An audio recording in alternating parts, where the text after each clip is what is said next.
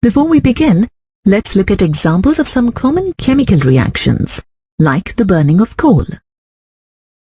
When coal is burnt, the chemical energy stored in the molecules is released as heat or thermal energy. Another example is that of burning of fuel in a car engine. When the fuel burns in an engine, it converts the chemical energy to mechanical energy, propelling the car to move along the road. In both the examples, chemical energy, that is the energy stored in the bonds of atoms and molecules, is converted to other forms of energy. Thus, various forms of energy are interrelated, and under certain conditions, these may be transformed from one form to another. The branch of science that deals with the study of different forms of energy and the quantitative relationship between them is known as thermodynamics. The term thermodynamics is derived from the Greek word thermos, meaning heat, and dynamics, meaning flow. It was coined by James Joule in the early 19th century. Thermodynamics deals with the energy changes within a system. A system in thermodynamics refers to that part of the universe in which observations are made. For example, the tea in the teapot is a system. The part of the universe that is not a part of the system but can interact with the system is called a surrounding. In this case, the room in which the teapot is kept is the surrounding. Systems and surroundings together constitute the universe. The part that separates a system from its surrounding is known as boundary. In this case, the wall of the teapot is the boundary. Note that a boundary can be real or imaginary, and it controls the flow of energy and matter into the system or out of the system. In thermodynamics, based on the movements of matter and energy between a system and its surroundings, systems can be classified into three types. These are open system, closed system, and isolated system. Let's look at each system. A system is said to be open if it can exchange both energy and matter with its surroundings. For example, tea becomes cold when left open for some time in a container as a result of exchange of energy with the surroundings. At the same time, some amount of tea escapes from the cup as vapor. This is because of exchange of matter with the surroundings. Hence, this is an example of an open thermodynamic system. A system which permits the exchange of energy but not the exchange of matter across the boundary with its surroundings is called a closed system. For example, if tea is kept in a closed steel teapot, it takes some time to cool down. This indicates that energy is exchanged with the surroundings. However, as vapor cannot escape from the container, no exchange of matter is possible. Hence, this stands as an example for a closed thermodynamic system. A system that can exchange neither energy nor matter with its surroundings is called an isolated system. For example, the tea kept in a thermos flask remains hot and the vapor also doesn't escape out. This is because neither matter nor energy can be exchanged with the surroundings. Hence, this is an example of an isolated thermodynamic system. You have learned that a system is a part of the universe in which observations are made. In order to make these observations, it is important that we know the state of the system. By state of a system, we mean the condition of the system in terms of measurable, macroscopic properties such as temperature T, pressure P, and volume V, to name a few. The first state of the system, that is, the state before the change, is called the initial state, and the last state, that is the state after the change, is called the final state.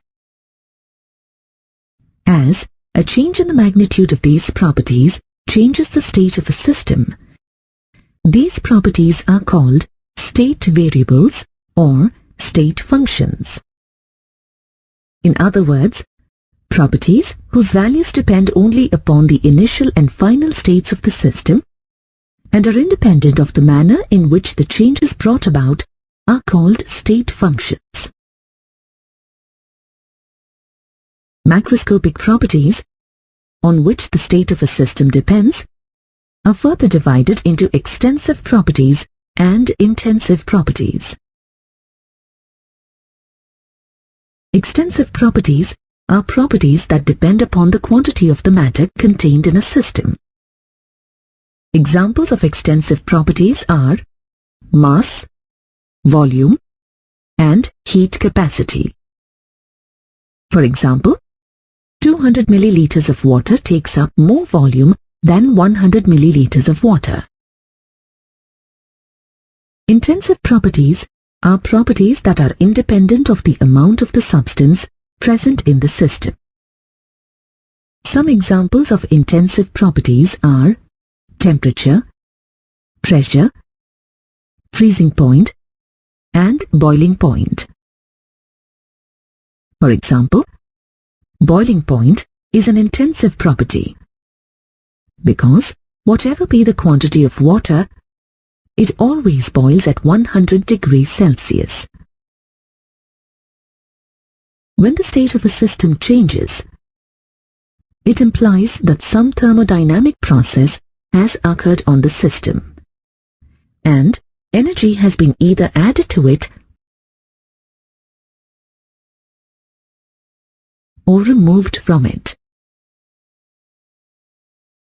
The energy stored within a substance or a system is known as the internal energy of the system. In other words, internal energy is the sum of all the possible kinds of energy of a system. Internal energy is represented by capital U. The absolute value of internal energy cannot be found. However, change in it, represented by delta U, can be found. Internal energy U changes when work is done on or by the system. Heat passes into or out of the system. Matter enters or leaves the system. Let us discuss the change in internal energy brought out by work done on the system. Let us take a certain amount of water in a thermos flask or an insulated vessel that does not allow heat exchange with the surroundings. Such a system is called an adiabatic. The state of such a system changes without an exchange of heat, and thus the process is called an adiabatic process.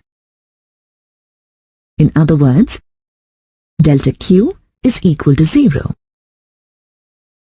We can bring a change in internal energy in a system by two ways.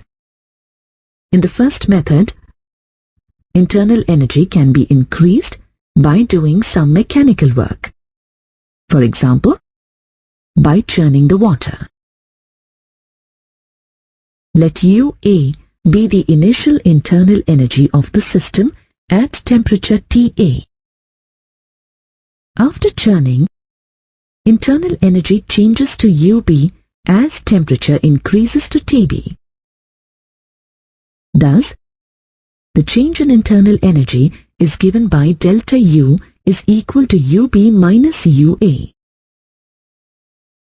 In the second method, internal energy can be increased by the same amount by doing electrical work. In this, an immersion rod is kept in water and the temperature before and after is measured. We find the change in temperature as Tb minus Ta. Hence, the change in internal energy, delta U, equal to Ub minus Ua. Thus, internal energy changes to the same extent either by doing mechanical work or electrical work, which indicates that it is independent of the manner in which the change is brought about. Therefore, internal energy is a state function. If work is done on the system, then U increases and W is considered as positive. On the other hand, if work is done by the system, then U decreases and W is considered as negative.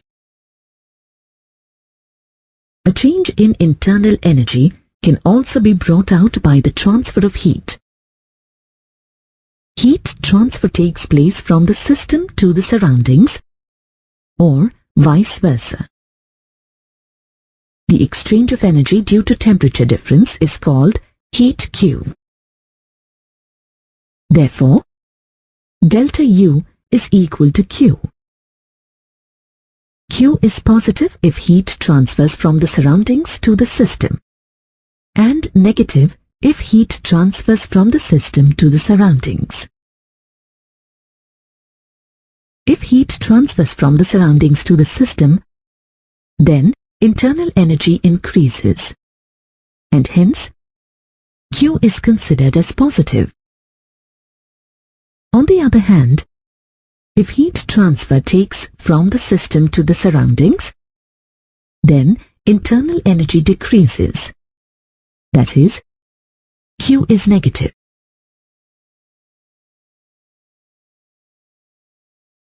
When a change in the state of a system occurs, energy is transferred either to or from the surroundings. This energy may be transferred as heat or mechanical work.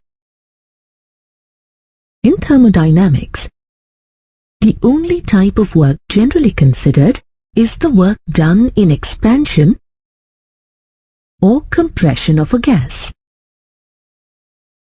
This is known as pressure volume work or PV work. Let us understand this better with an example. Consider a cylinder filled with 1 mole of an ideal gas and fitted with a frictionless piston. Let's say the area of the cross-section of the cylinder is A square centimeter. The pressure of the gas inside the cylinder is P, and the volume of the gas inside the cylinder is VI. Here, VI stands for the initial volume of the gas. Now, let's apply external pressure PEX on the piston. If the external pressure PEX is greater than the internal pressure P, then the piston moves inwards until the pressure P inside the cylinder becomes equal to the external pressure PEX. Let this change be achieved in a single step. At this stage, the final volume of the system is represented by Vf, and the distance that the piston is moved is represented by L. Thus, the change in the volume, that is, final volume Vf minus initial volume Vi, is distance L multiplied by area A. We know that pressure equals force divided by area. Hence, the applied force F on the piston equals pressure multiplied by area. That is, the applied force F equals external pressure PEX multiplied by the area of cross-section A. If W is the work done on the system by the movement of the piston, Then, work equals force multiplied by distance. But force equals external pressure. That is, PEX multiplied by area of cross-section A. Substituting the value of force in the equation for work, we get work is equal to external pressure PEX multiplied by area A multiplied by distance L. But distance L multiplied by area A gives change in volume delta V. On substituting, we get work equals external pressure PEX multiplied by minus change in volume delta V. That is, work is equal to minus external pressure PEX multiplied by final volume VF minus initial volume VI. The negative sign is added in the expression to obtain the conventional sign for W. According to the latest SI conventions, W is taken as positive if work is done on the system, that is, the work of compression. And W is taken as negative if the work is done by the system, that is, the work of expansion.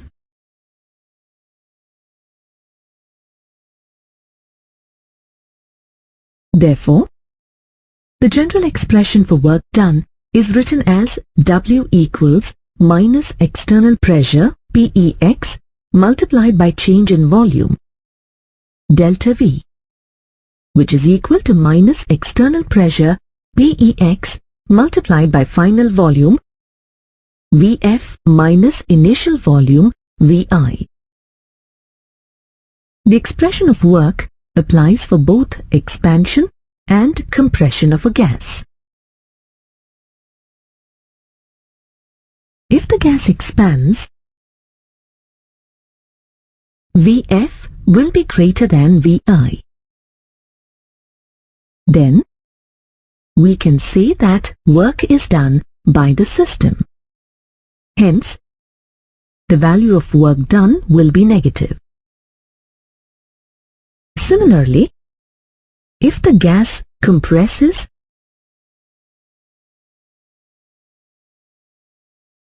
VF will be lesser than VI. On substituting the values of volume in the equation of work, we get a negative volume. When this negative value is multiplied with the negative external pressure, the resultant work is positive. Then we can say that work is done on the system.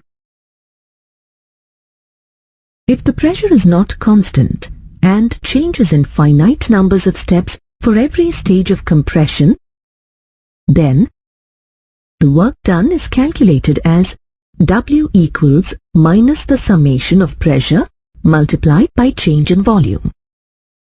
When these values are plotted on a graph, the work done on the gas is visible in the shaded area.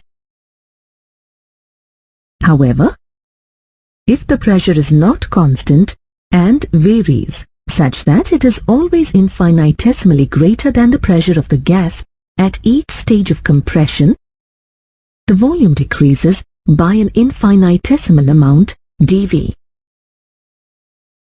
Then, work is equal to minus F integral of external pressure PEX multiplied by infinitesimal change in volume dV.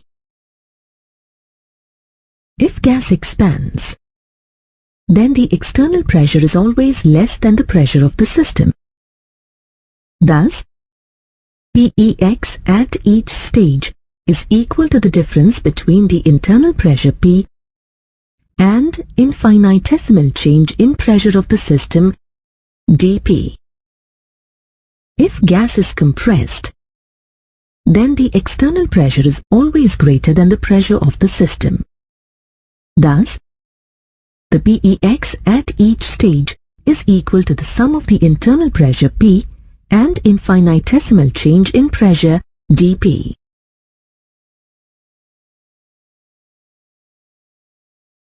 Therefore, external pressure applied on a system is expressed as external pressure equals internal pressure plus or minus infinitesimal change in the pressure of the system.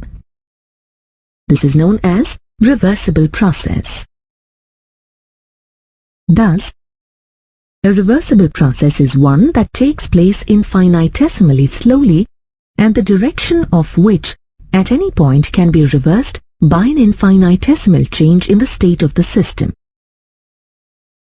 In a reversible process, the system is in equilibrium in the initial, final,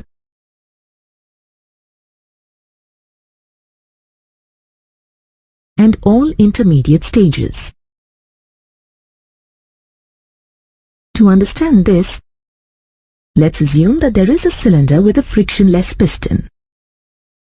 Now, let's place few grains of sand above the piston and allow the gas to compress by adding 1 grain of sand at a time. Here, the process is so slow that it can be easily reversed by removing 1 grain of sand at any time. This is known as reversible process. Processes which are not reversible are known as irreversible processes. Under reversible conditions, the relationship between work and internal pressure is written as reversible work equals minus integral of external pressure PEX with respect to infinitesimal change in volume dV. We know that external pressure PEX equals internal pressure P in plus or minus infinitesimal change in pressure of the system dP. Thus, on substituting the values, we get the equation reversible work equals minus integral of internal pressure P in plus or minus infinitesimal change in pressure of the system dP multiplied by infinitesimal change in volume dV. As change in the pressure and volume are infinitesimally small, their product is still smaller. Therefore, the product of infinitesimal change in pressure dP and infinitesimal change in volume dV can be neglected. Hence, the final equation is reversible work equals negative integral of P in multiplied by infinitesimal change in volume dV. Now, if we represent pressure of the gas P in terms of the ideal gas equation, then we get PV equals nRT or P equals nRT divided by V. On substituting the value of P at constant temperature in the reversible work equation, we get reversible work equals minus integral of nRT multiplied by infinitesimal change in volume dV by V. Integrating and applying limits as Vi for initial volume and Vf for final volume, we get reversible work W rev is equal to minus nRT ln final volume Vf divided by initial volume Vi. On converting natural logarithm to base 10, we get reversible work W rev equals minus 2.303 nRT log Vf by Vi. If the gas expands in vacuum, external pressure PEX being 0 in the expression W is equal to minus PEX multiplied by delta V, W becomes 0. This is known as free expansion. No work is done during the free expansion of an ideal gas, whether the process is reversible or irreversible. We know that according to the first law of thermodynamics, the change in internal energy is represented as delta U equals Q plus W. On substituting the value of W in the above equation, we get delta U equals Q plus minus PEX multiplied by delta V. If the process is carried out at constant volume, delta V is 0. Therefore, work done is also 0. Hence, at constant volume, delta U equals QV, where QV is heat supplied at constant volume.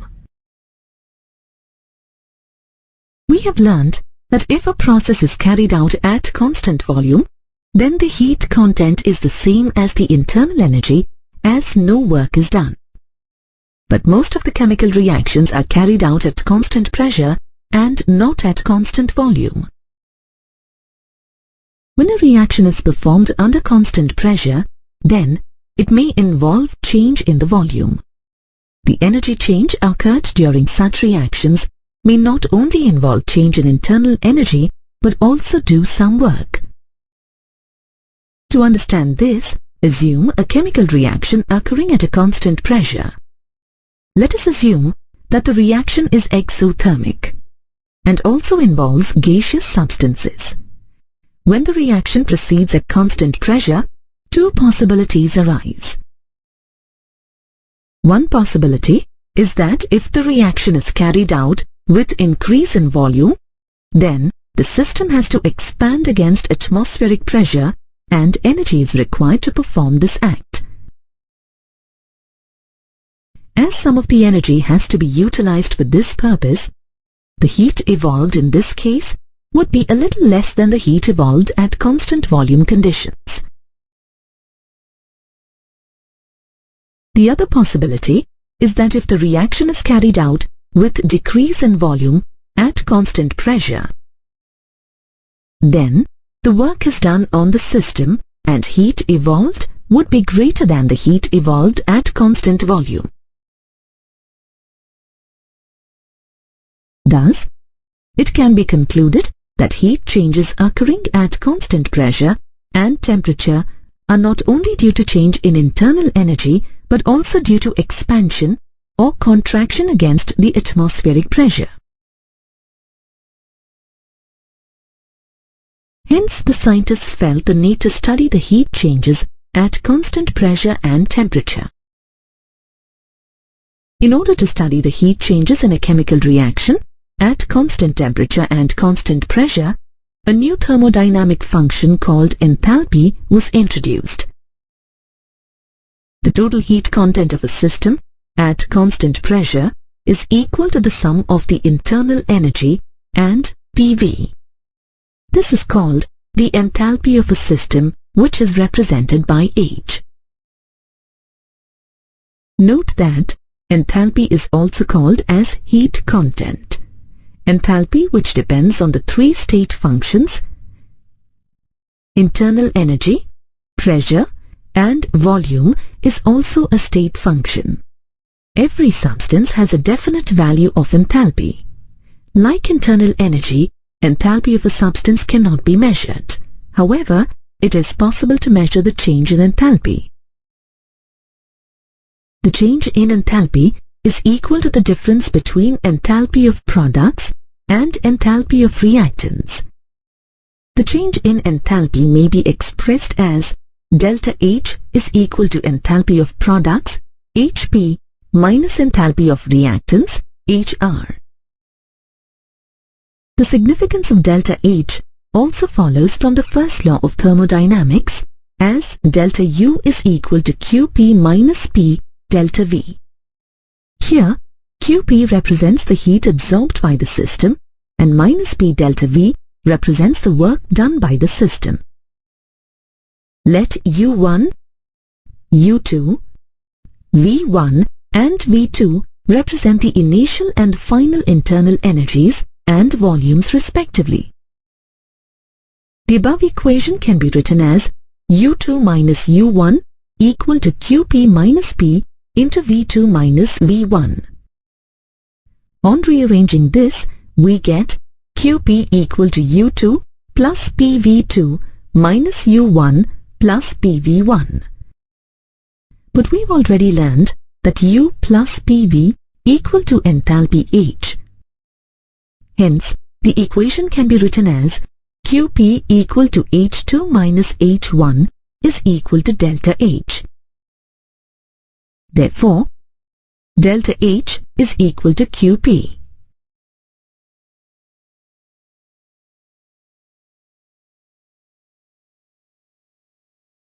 For finite changes at constant pressure, we can write the equation as delta H is equal to delta U plus delta PV.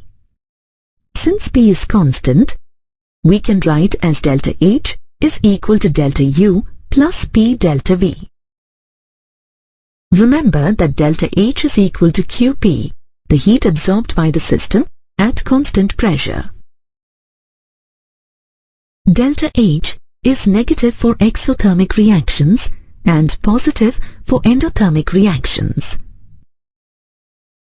Let's now look at the relation between delta H and delta U. When we deal with solids and liquids, the difference between the change in internal energy, delta U, and enthalpy, delta H, is not significant. This is because solids and liquids do not show significant change in the volume when heated. Thus, if change in volume, delta V, is insignificant, it implies that change in enthalpy, delta H, equals change in internal energy, delta U. The difference between the change in internal energy and enthalpy becomes significant when gases are involved in the reaction. Let's consider a chemical reaction occurring at constant temperature, T, and constant pressure, P. Now, let's say that the volume of the reactants is VA and the number of moles in the reactants is Na. Similarly, the volume of the products is VB and the number of moles in the product is NB. We know that according to the ideal gas equation, PV equals nRT. Thus, for the reactants, PVA equals NART, and for the products, PVB equals NBRT.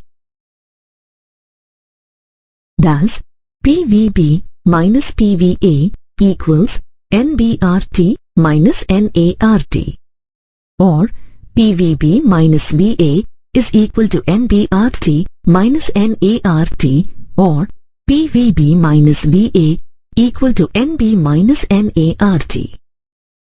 That is, pressure P multiplied by change in volume, delta V equals change in number of moles of gas, delta N GRT. Note that delta N is the number of moles of gaseous products minus number of moles of gaseous reactants. We learned that change in enthalpy delta H equals change in internal energy delta U plus product of pressure P and change in volume delta V. On substituting the values, we get change in enthalpy delta H equals change in internal energy delta U plus change in number of moles of gas delta N GRT. This relation helps us in calculating the change in enthalpy from change in internal energy and vice versa. Now let's learn about heat capacity. The capacity to absorb heat energy and store it is known as the heat capacity of a system. The heat absorbed by the system appears as rise in temperature.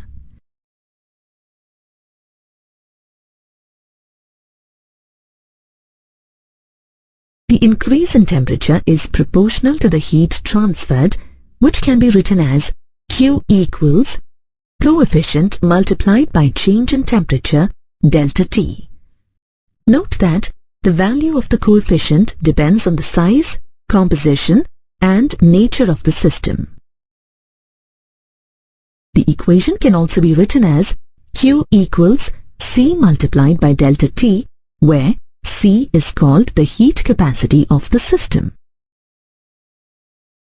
If Q calories is the heat absorbed by the system and the temperature rises from T1 to T2, the heat capacity C is given by the expression C equal to Q by T2 minus T1. Thus, heat capacity is defined as the amount of heat required to raise the temperature of the system by 1 degree at a specified temperature. The specific heat capacity is the quantity of heat required to raise the temperature of unit of mass of a substance by 1 degree Celsius or by 1 Kelvin.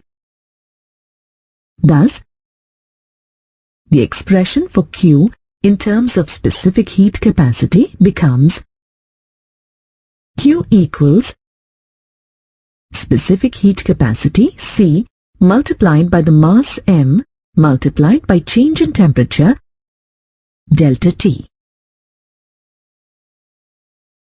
The molar heat capacity of a substance is defined as the quantity of heat needed to raise the temperature of 1 mole of substance through 1 degree Celsius or 1 Kelvin. The SI unit of molar heat capacity is Joule per degree Kelvin per mole. The molar heat capacity Cm equals heat capacity C divided by N, where N is the amount of the substance. Heat is not a state function, neither is heat capacity.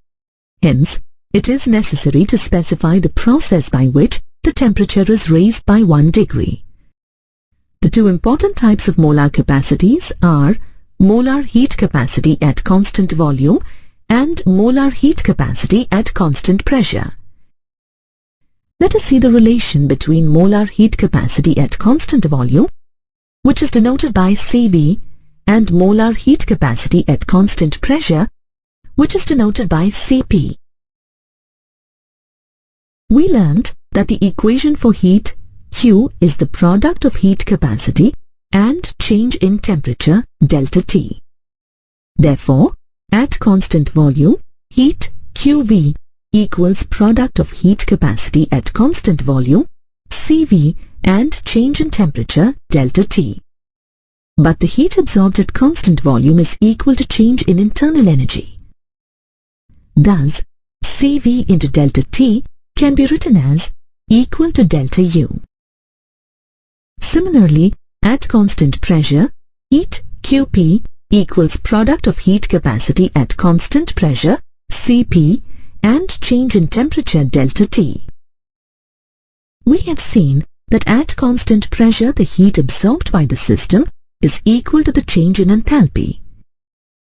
Hence, Cp into delta T can be written as equal to delta H. The difference between Cp and Cv for 1 mole of an ideal gas can be derived as follows. The change in enthalpy for 1 mole of an ideal gas can be written as delta H equals delta U plus delta PV. For 1 mole of an ideal gas, PV is equal to RT. Hence, the equation can be written as delta H equals delta U plus delta RT. As R is constant, the equation can also be written as delta H equal to delta U plus R delta T. On substituting the values of delta H and delta U in the equation, we get Cp multiplied by delta T equals Cv multiplied by delta T plus R delta T. Since delta T is equal to 1, we can write the equation as Cp equal to Cv plus R, or Cp minus Cv is equal to R. Calorimetry is an experimental technique that involves the measurement of heat changes associated with physical or chemical processes. In laboratory, such changes are measured in a calorimeter. These measurements are generally carried out under two conditions: at constant volume, QV, and at constant pressure, QP. The experimental technique of calorimetry actually involves two steps. First step is the determination of heat capacity of a calorimeter. The second step involves the determination of the change in temperature during the completion of the reaction, assuming that it is an insulated system and no heat is exchanged with the surroundings. Let us first discuss the measurement of heat change at constant volume, or the internal energy change, delta U. The reactions that can be most easily studied under constant volume conditions are the combustion reactions, and the apparatus used for this purpose is called the bomb calorimeter. It consists of a sealed constant volume steel container known as the bomb, in which the reaction takes place. The bomb can withstand high pressures. A known mass W grams of a combustible substance is placed in the bomb, and oxygen under high pressure is introduced into the bomb. The sealed bomb is then immersed in a known amount of water contained in an insulated container. As the container is insulated, there is no heat exchange with the surroundings, and the reaction process is adiabatic. This whole setup is called the bomb calorimeter. The sample is ignited electrically, and the heat produced by the combustion reaction is absorbed by the water surrounding the bomb. The increase in temperature of water, delta T, is noted, and the heat produced is calculated using the equation QV is equal to CV multiplied by delta T, where CV is the heat capacity of the calorimeter. The measure of a bomb calorimeter's heat absorbing property is called its heat capacity. Each bomb calorimeter differs from all others in its ability to absorb or release heat. The heat capacity of each bomb calorimeter is determined experimentally.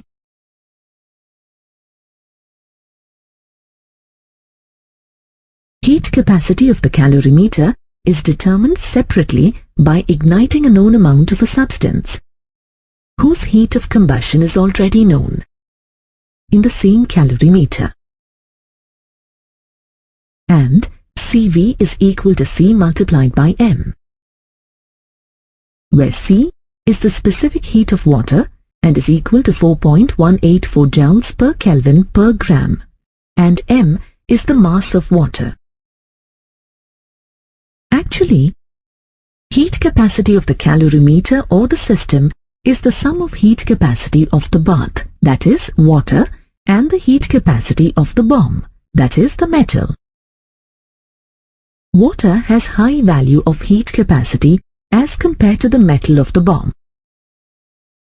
Thus, heat capacity of the metal is neglected, and the heat capacity of the calorimeter is taken as the heat capacity of only the bath. This QV expressed above is the heat evolved when combustion of W grams of the substance takes place. Since heat of combustion is defined as the combustion of 1 mole of a substance, therefore, the expression for molar heat of combustion becomes molar heat of combustion is equal to CV multiplied by delta T multiplied by M by W, where W is the mass of the substance taken and M is the molecular weight of that substance.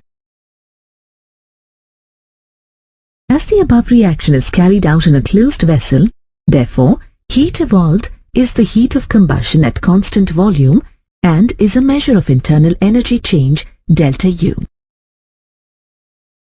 Let us now measure the heat changes at constant pressure. To measure the heat changes at constant pressure, a device known as a coffee cup calorimeter is used.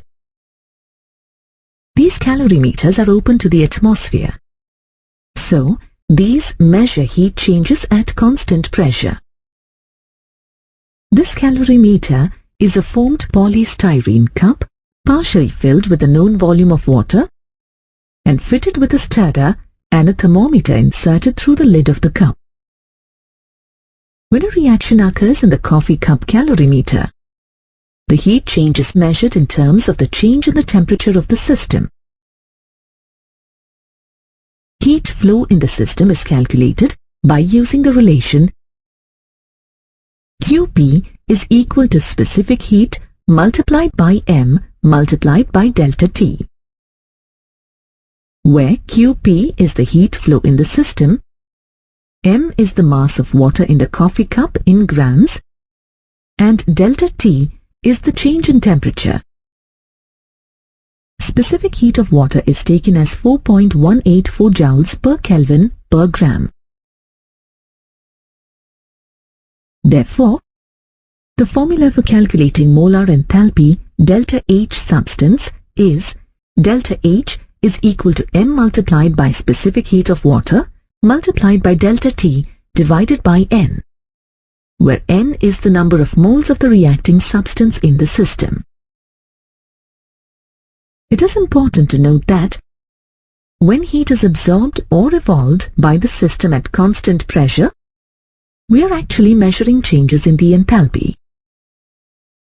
Therefore, delta H is equal to Qp. In an exothermic reaction, heat is evolved and the system loses heat to the surroundings. Therefore, Qp as well as enthalpy change delta H is negative. Similarly, for an endothermic reaction, heat is absorbed by the system from the surroundings and therefore Qp as well as the enthalpy change delta H will be positive.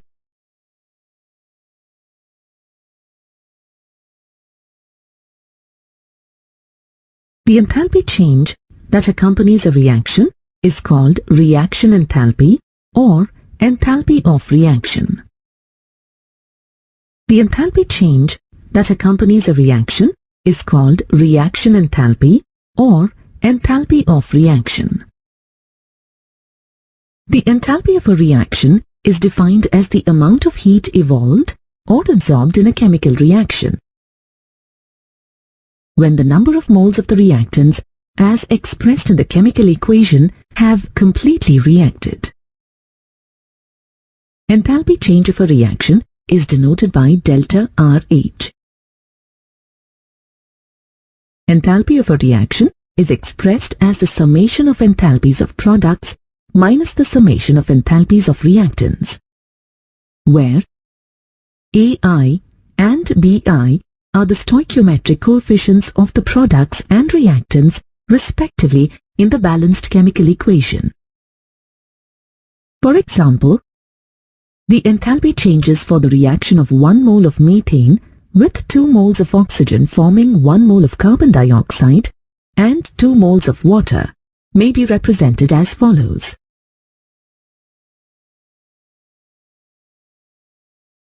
The knowledge of reaction enthalpy helps us in maintaining the conditions required to carry out the industrial chemical reactions at constant temperature. It also helps in calculating the temperature dependence of equilibrium constant.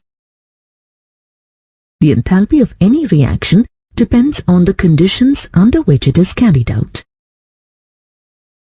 Thus, it's difficult to compare the enthalpy reaction value for different reactions. To overcome this problem, the values of delta H for different reactions are expressed at their standard state conditions. The standard enthalpy of a reaction is the enthalpy change accompanying the reaction when all the reactants and products are taken in their standard states.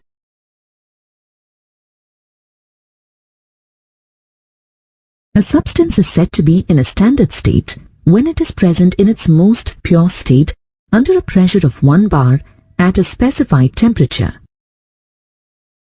In other words, when the enthalpy of a reaction occurs at 1 bar pressure and specified temperature, it is called standard enthalpy.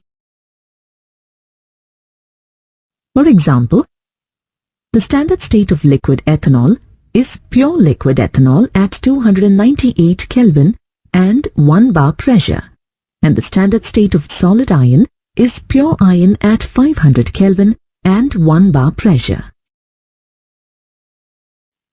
Let us now look at the enthalpy changes during phase transformations. We know that the intermolecular forces in the 3 states of matter are different.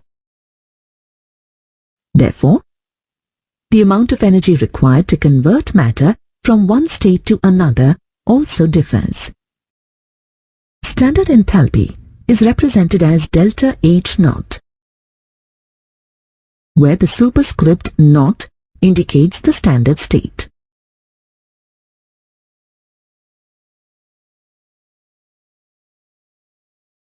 The process by which matter is converted from one state into another is known as phase change or phase transition. The enthalpy or heat changes accompanying these phase changes are enthalpy of fusion, enthalpy of vaporization, and enthalpy of sublimation. Let's look at each type in detail. Standard enthalpy of fusion is the enthalpy change accompanying the melting of 1 mole of a solid substance in standard state into its liquid state. It is also called as molar enthalpy of fusion and is represented as delta fusion H naught. For example, the amount of heat required to melt 1 mole of ice at 273 Kelvin is 6 kilojoules. Thus, we can say that the molar enthalpy of fusion of ice is plus 6 kilojoules per mole. As the melting of a solid is an endothermic process, all enthalpies of fusion are positive. We know that freezing is the reverse of fusion. Thus, the enthalpy of freezing, also known as enthalpy of solidification, is the same as enthalpy of fusion, except that it has the opposite sign, that is, a negative sign. Now let's look at the enthalpy of vaporization. The amount of heat required to convert 1 mole of a liquid into its vapor state at constant temperature and under standard pressure is called its standard enthalpy of vaporization or molar enthalpy of vaporization. For example, the amount of heat required to convert 1 mole of water into vapor at temperature 373 Kelvin is 40.79 kilojoules. Thus, the molar enthalpy of vaporization of water is plus 40.7 kilojoules per mole. We know that condensation is the opposite of vaporization. Thus, the enthalpy of condensation has the same value as the enthalpy of vaporization, except that it has the opposite sign, that is, the negative sign. Now, let's look at the enthalpy of sublimation.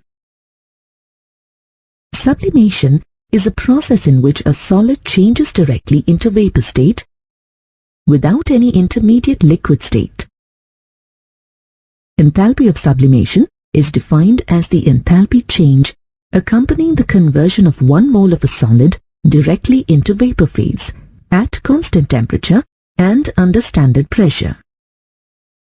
For example, the amount of heat required to sublime 1 mole of iodine is 62.4 kilojoules. Thus, we can say that the molar enthalpy of sublimation of iodine is plus 62.4 kJ per mole. The magnitude of the enthalpy change in phase transformations depends on the strength of the intermolecular interactions between the molecules in the substance undergoing phase change. For example, it requires about 40.79 kilojoules of energy to vaporize 1 mole of water, while it requires only 29 kilojoules of energy to vaporize 1 mole of acetone.